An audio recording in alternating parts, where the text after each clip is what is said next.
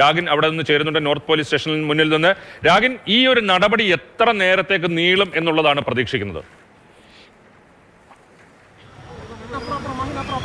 എന്തായാലും വിശദമായിട്ടുള്ള ചോദ്യം ചെയ്യലുണ്ടാകും. കാരണം പോലീസിനെ സംബന്ധിച്ചിടത്തോളം ഒട്ടനവധി കാര്യങ്ങൾ ഇതുമായി ബന്ധപ്പെട്ട് അറിയേണ്ടതായിട്ടുണ്ട്. അന്നേ ദിവസം ഷൈൻ ടോം ചാക്കോയുടെ മുറിയിൽ വന്നത് ആരൊക്കെ?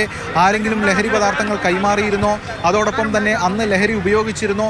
എവിടെയായിരുന്നു ഒളിവ് താമസം?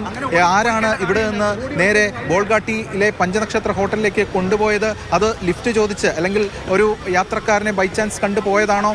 അവിടെ നിന്ന് എങ്ങോട്ടാണ് പോയത്? ആ റൂട്ട് ഉൾപ്പെടെയുള്ള കാര്യങ്ങൾ പോലീസിന് അറിയണം. ഇതോടൊപ്പം തന്നെ ഷൈൻ്റെ ബന്ധങ്ങൾ ഇതുൾപ്പെടെയുള്ള കാര്യങ്ങളും പോലീസിന് അറിയണം.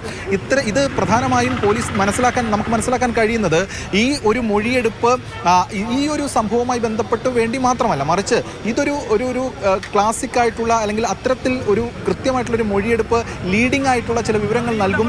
ആ മൊഴി ഇനി തുടർ പരിശോധനകളിലടക്കം പോലീസിന് സ്റ്റാൻഡ് ചെയ്യാൻ കഴിയുന്ന രീതിയിൽ, പോലീസിന് എടുത്തു കാട്ടാൻ കഴിയുന്ന രീതിയിലുള്ളൊരു ഒരു എലമെന്റ് ആകുമെന്ന് പോലീസ് മനസ്സിലാക്കുന്നു. അതിൻ്റെ കൂടി അടിസ്ഥാനത്തിലാണ് ചോദ്യം ചെയ്യൽ. എന്തായാലും ചോദ്യം ചെയ്യൽ ഏകദേശം ഒരു ഉച്ച കഴിയുന്നത് വരെ നടക്കാനാണ് സാധ്യത. അതിനുശേഷം സ്വാഭാവികമായിട്ടും വിട്ടയക്കേണ്ടി വരും. കാരണം FIR രജിസ്റ്റർ ചെയ്തിട്ടില്ല, അല്ലെങ്കിൽ അത്തരം കേസുകളില്ല. പക്ഷേ കേസില്ലെങ്കിൽ പോലും ഇതിൻ്റെ മൊഴിയെടുപ്പ് വളരെ പ്രധാനപ്പെട്ടതാണ്. എന്തായാലും പോലീസിന് ഇനി ലഹരി പരിശോധന നടത്താനുള്ള സമയപരിധി കഴിഞ്ഞു എന്നാണ് നിയമവിദഗ്ധരും ഉൾപ്പെടെയുള്ള ആളുകളും ഒക്കെ പങ്കുവയ്ക്കുന്നത്. ഇനി അത്തരം ചില നീക്കങ്ങൾ പോലീസിന്റെ ഭാഗത്തുനിന്ന് ഉണ്ടാകുമോ എന്നും പറയാൻ കഴിയില്ല. എന്തായാലും അതുമായി ബന്ധപ്പെട്ട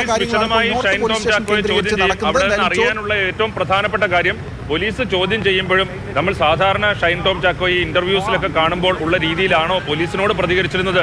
അതായത് പോലീസിന് മുന്നിലെത്തുമ്പോൾ എങ്ങനെ പെരുമാറണം എന്നുള്ളതിനെക്കുറിച്ച് ഷൈൻ ടോം ചാക്കോയ്ക്ക് കൃത്യമായിട്ട് അറിയാമോ? അതിനനുസരിച്ചാണോ പെരുമാറിയത് എന്നത് അടക്കമുള്ള കാര്യങ്ങൾ ഒരുപക്ഷെ വരുന്ന മണിക്കൂറുകൾ നമുക്ക് അറിയേണ്ടതുണ്ട്.